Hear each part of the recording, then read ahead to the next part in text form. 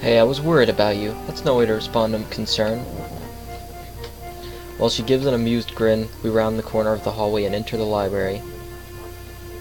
As we do so, it isn't hard to spot Hanako, considering that the room is completely devoid of anyone else. Given that there are no staff around, I guess there's no need to heed the usual library rules. I call out to her, "Hey, Hanako!" Hanako is here. As she hears our voices, Hanako's head flicks up from behind a book, probably the same one she'd been reading on Friday. Hisao? Lilly? Just thought we'd drop by. Lilly just managed to escape from the noodle stall with a little help. That wasn't really an escape. Hanako gives a small giggle, briefly surprising both of us. I just thought that Lilly might not be enjoying the festival. Well, now we can enjoy it together, right? The two nod happily before we set out of the library and towards the festivities. I hand over some change to the girl behind the counter and takes the 2 styrofoam cups of tea. I try to accentuate my bow a bit to cover for the fact that she's quite obviously deaf. Come to think of it, I probably should have asked for help instead of leaving those two in the gardens while I bought drinks. Trying to juggle the 2 cups of hot tea for them and a can of coffee for myself out of a vending machine isn't exactly easy. With some careful maneuvering though, I manage to keep everything stable and upright as I walk over to the bench where Lilly and Hanako were sitting and chatting. It's actually quite a nice place, lit only by moonlight. It's tucked away some distance from the main events.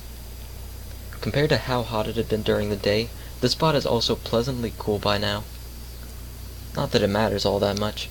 Most of the visitors have moved to areas that are either closer to the fireworks or higher on the hill in order to view the display apparently planned. Welcome back, Hisao. Her ears are good. I'm not exactly close, and even Hanako hadn't noticed me.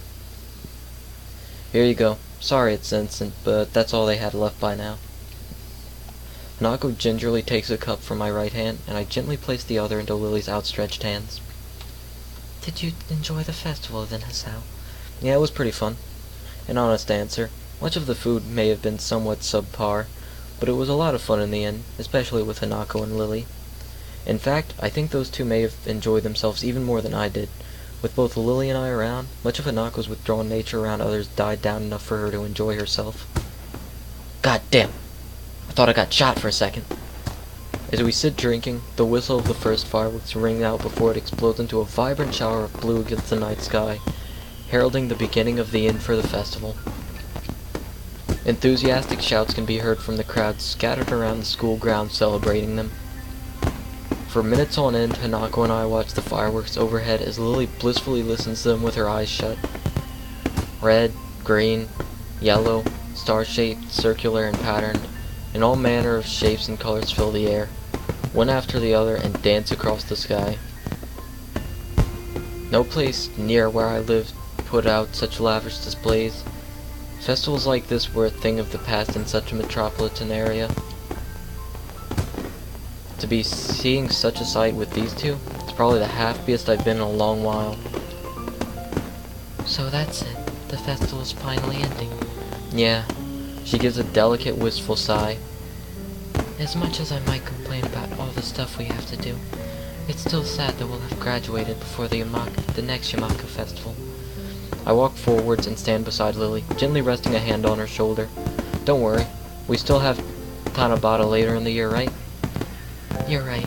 It would be nice to go there when it comes. Minutes of silence pass, with only the blast of the fireworks to be heard. Seeing these two reminds me of those words of advice Lilly had given me as we walked into town together.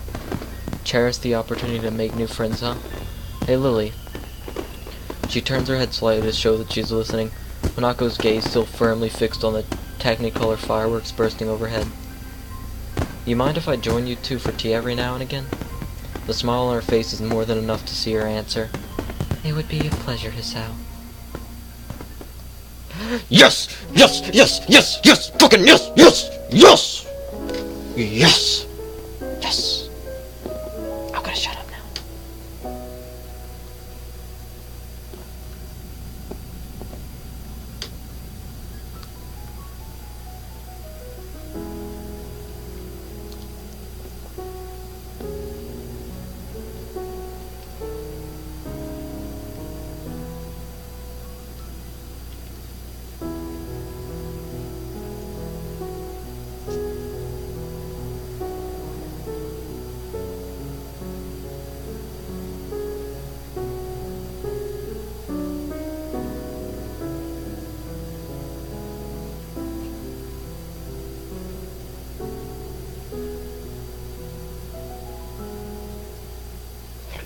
God damn it! Fuck yeah! I didn't fail this time.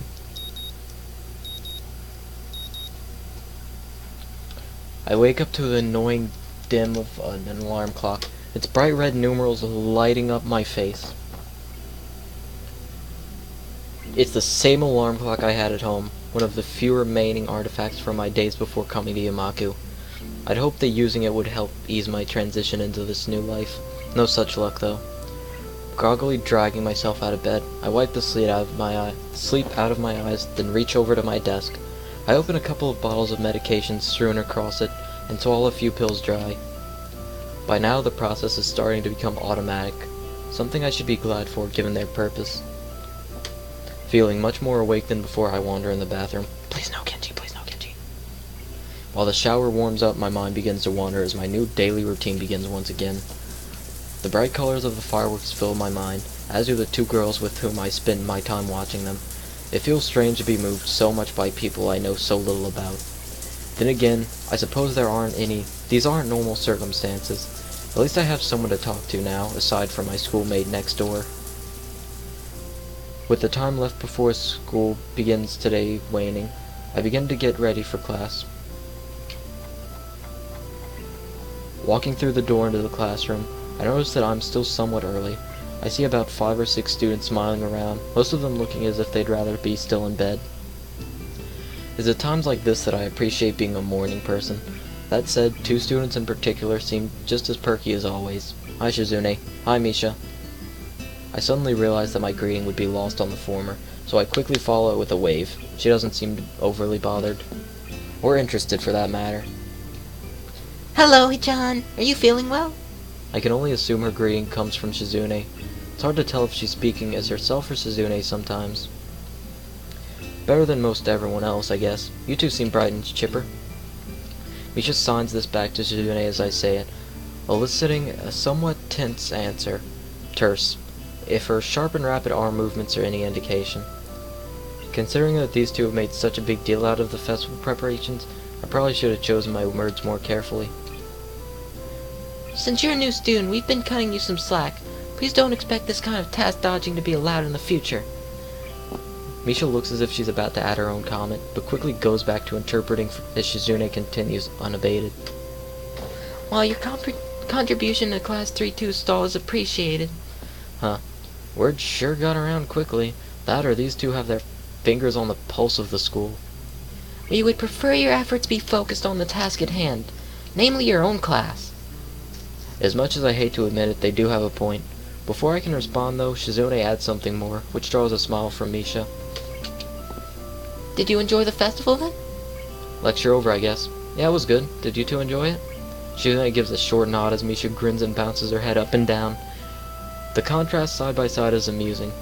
Out of the corner of my eye, I notice more students starting to trickle into the classroom. A quick glance at my watch confirms that they're a few minutes late. I look over to Hanako's seat and realize that she's already there, and contentedly reading a book. Makes me wonder just how long she's been there without me noticing. With heavy footsteps coming up the hallway signaling Muto's arrival, our idle talking comes to an end, and I take my seat next to Misha. As the door slides open, he strides through with a ponderous gait. His posture is even worse than usual, and his eyes are barely staying open. I guess my quip to Lilly and Hanako about the staff was misplaced. Everyone opens their books as he reaches his desk, and the first class of the new week begins.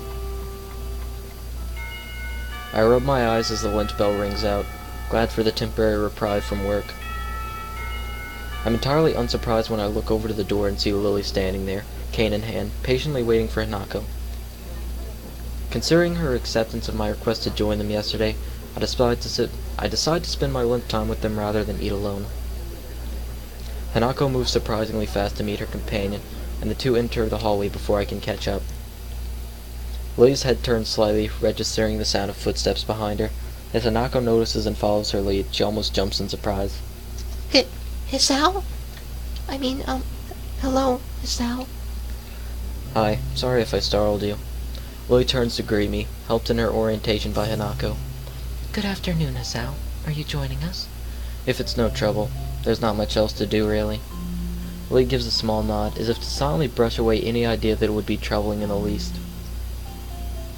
We descend one more set of stairs and walk down the hallway to the usual room, our pace somewhat quicker than usual, thanks to Lilly using Hanako for direction rather than her cane and the railings. As expected, it's deserted. The sounds of the other clubs can only barely be heard as sunlight streams into the room from the outside. Looking around the room, I notice a couple of empty easels propped up against the wall that I don't think were there before. The art club must use this room as extra storage. Should I get the chess set out? Hanako's voice seems less tense when she's directly addressing Lilly. Yes, I'll make tea while you sort the pieces. I can do that for you if you'd like. She ponders the offer for a moment before smiling, confirming that I've made the right choice. Her face is remarkably easy to read. Very well, thank you. She slides her retracted cane into the handle of her bag and sets it against one of the table legs, before taking a seat opposite Hanako. As I prepare tea for the three of us, I can hear the small wooden pieces being set on the board. I wonder how good Lilly is at chess, given her circumstances. By the time I place the steaming teacups onto the table, Lilly and Hanako have already moved their first pieces as they nibble on sandwiches and rice balls from their respective bags. I note that the chessboard they're using has holes in the middle of each square, and pegs on the bottom of the pieces, and has each dark square slightly raised. Watching Lilly's fingers skating over the board, tracing out the positions of the pieces, makes me marvel a little at the simple ingenuity of the design.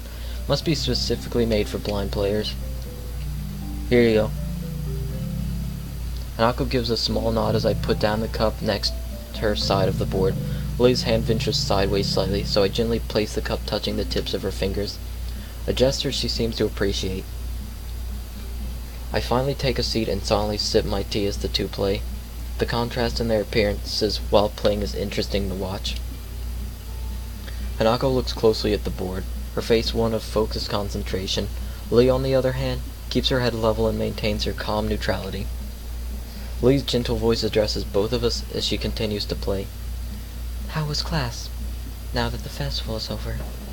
I look to Hanako to see whether she'll answer first, but see that she's doing the same. Not great.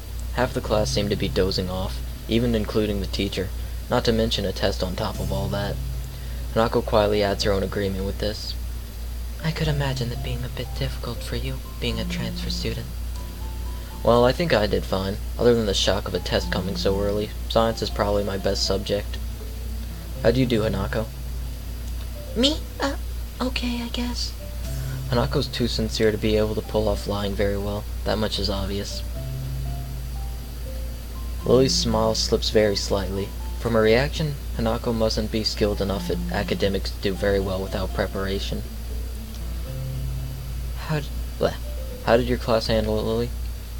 It went surprisingly well, actually. Only one student was absent, which was better than the teacher expected.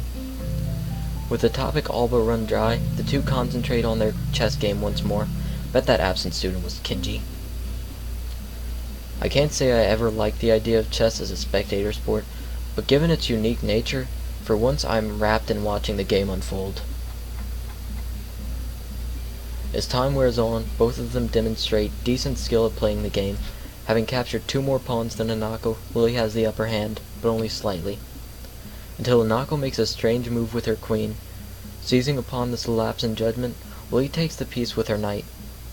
Without hesitation, Hanako moves a pawn to take Lilly's rook on the opposite side of the board and promotes it to a queen. Lilly's face falters as her fingers move over the pieces and she realizes that she just fell to Hanako's trap. It's a little distracting to have the board traced out after each move, even if it's only out of necessity. Judging by Hanako's lack of reaction, she must be used to this. She and Lilly must have played at least a few games of chess against each other after all. Check. That's not bad at all. Nice, Hanako. The compliment causes her to flower into a surprised blush. Thank you. I didn't think it would work. I look over to Lilly, her fingers having just finished tracing out the position of her remaining pieces in an attempt to extricate her king from this bind. I think this is checkmate. I take another look at the board to confirm. Sure enough, Her king has nowhere to escape without being threatened by another piece. My earlier question as to which of them is better at this has just been answered. So it is. Lilly gives a small sigh as Hanako smiles. From their reaction, this seems like a fairly usual result. Well, I'm going to end it there. Thank you guys for watching, and I'll see you later. Peace!